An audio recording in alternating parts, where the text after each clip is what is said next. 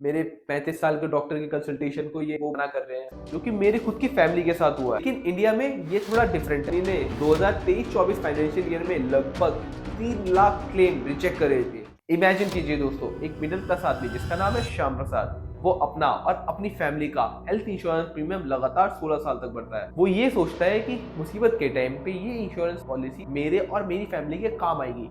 Right, ये सोचना गलत तो नहीं है, लेकिन अब सोचिए जब उसको सच में जरूरत पड़ती है तो हेल्थ इंश्योरेंस कंपनी के थ्रू उनको क्या सुनने को मिलता है। या आप हॉस्पिटलाइजेशन मत लीजिए, बल्कि अपना घर पे इलाज कर लीजिए, होम केयर करा लीजिए। दोस्तों, ये कोई इमेजिनरी सिनेरियो नहीं था, बल्कि ये रियल लाइफ इंसिडेंट है जो कि मेरी खुद की फैमिली के साथ हुआ है। आप सोचिए, ये स्टोरी किसी फिल्म की तरह लगती है, लेकिन sad part is this is the Indian reality. और इस इंसिडेंट से पता लगता है कि कैसे ये इंश्योरेंस पॉलिसी ट्रिक करती हैं और कस्टमर्स के साथ स्कैम करती हैं। तो चलिए दोस्तों, आज इस वीडियो में हम बात करने वाले हैं how these companies are making fool in the name of term and condition, और सब कुछ in detail without any filter.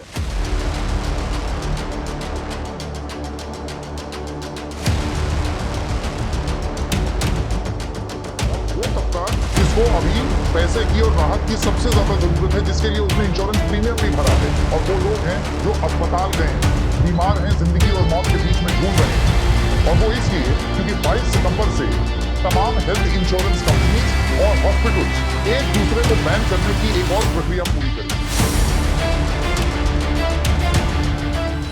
दोस्तों, हम सभी को पता है कि अच्छी हेल्थ इंश्योरेंस पॉलिसी होना कितना इम्पोर्टेंट है, क्योंकि यही वो चीज है जो आपके और आपकी फैमिली की मुसीबत के टाइम पे काम आती है और आपको फाइनेंशियल सपोर्ट देती है। दुनिया भर के लोग इसमें ट्रस्ट करते हैं, लेकिन इंडिया में ये थोड़ा डिफरेंट है। इनका गेम थोड़ा डिफरेंट, क्योंकि यहाँ जरूरत के टाइम पे हेल्थ इंश्योरेंस का टाल मटोल होना और छोटे छोटे टर्म्स एंड कंडीशंस की वजह से आपका क्लेम रिजेक्ट कर देना बहुत ज्यादा कॉमन होता जा रहा है। एक तरफ कंपनीज बड़े बड़े एड्स में लिखती है हमारा क्लेम सेटलमेंट रेशियो 99% है, वहीं दूसरी तरफ यहाँ पर बहुत सारे पॉलिसी होल्डर्स को अपना क्लेम सेटल कराने में प्रॉब्लम आती है। रिसेंटली तो इंश्योरेंस रेगुलेटर IRDAI ने कुछ कंपनी स्पेशली स्टार हेल्थ जैसी कंपनीज के ऊपर स्ट्रिक्ट मॉनिटरिंग रखी है, क्योंकि इन कंपनीज का क्लेम सेटलमेंट रेशियो बिगड़ता जा रहा है। और इस कंपनी ने 2023-24 फाइनेंशियल ईयर में लगभग 3 लाख क्लेम रिजेक्ट करे थे, जो कि किसी भी दूसरी कंपनी से बहुत ज्यादा ऊपर है। और यही वो पॉलिसी है जो हमने भी ले रखी थी। ये वही कंपनी है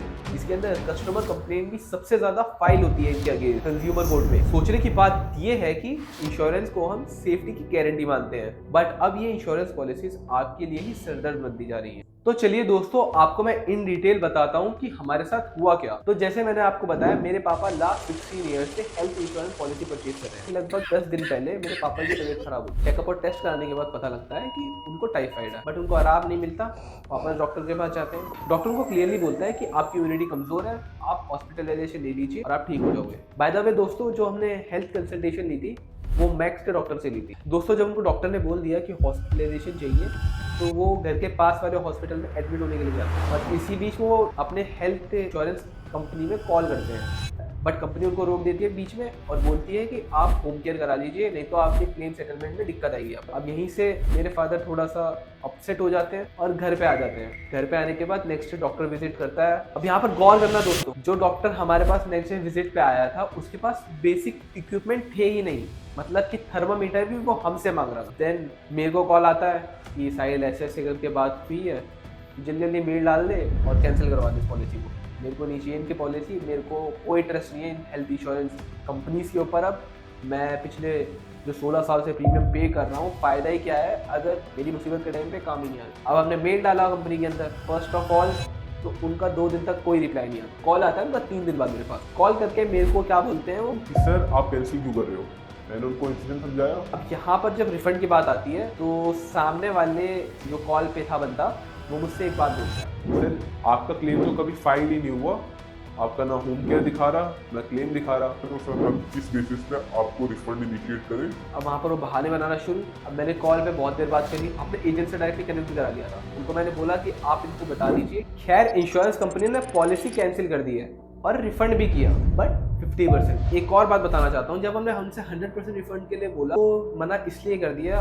उन्होंने ये लॉजिक दिया इस बात का, सर आपने क्लेम फाइल ही नहीं करा कि इस कंप्लेंट के बेसिस पे रिफंड नहीं दे सकते 100%। अब मेरे दिमाग में ये चल रहा था कि पहली बात तो इन्होंने हमें हॉस्पिटल नहीं जाने दिया, सीनियर का कॉल आ जाता है हमारे पास कि आप रुक जाइए, मत जाइए हॉस्पिटल, होम केयर करा लीजिए। और दूसरी बात, ये वही रीज़न बना कि आपको रिफंड इसलिए नहीं दे सकते, आप गए ही नहीं वहाँ पर, यानी कि वो क्लेवरली ऑफिशियल डिनायल से भी बच गए। और इसके अंदर उन्होंने डायरेक्टली मुझे धमकी दी कि आपको कंज्यूमर कोर्ट में कंप्लेंट डालनी है तो डाल लो। और एक और बात बताऊँ, हमने गुस्से में आके लगभग 4-5 और पॉलिसी होल्डर्स हैं उनको और कॉल किया जो हमारे रेफरेंस की वजह से लगे थे इस पॉलिसी के अंदर, उनको भी हमने कैंसिल करा दिया।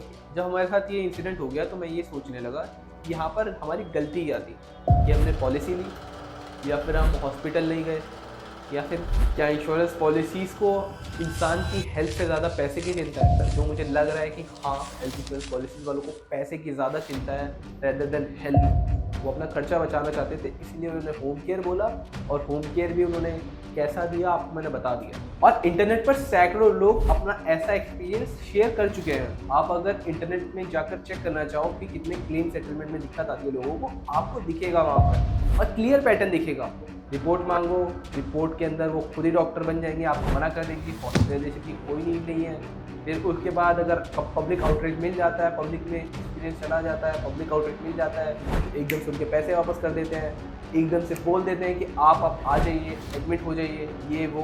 बट एज अ कंज्यूमर ये हैरेसमेंट ही है लोगों के साथ। और बहुत सारे लोग हैं जो इन सबको अपनी किस्मत मानकर नुकसान मान के बैठ जाते हैं। बस सोचिए, हर किसी के पास रिसोर्स नहीं होता, हर कोई इन सब से लड़ नहीं पाता, और हर किसी के पास इतनी जानकारी नहीं होती। दोस्तों, अगर आपके साथ भी ऐसा कुछ एक्सपीरियंस हुआ है तो आप कमेंट में बताइए और सोशल मीडिया पर आवाज़ उठाइए इन सब के बारे में। Bye bye guys.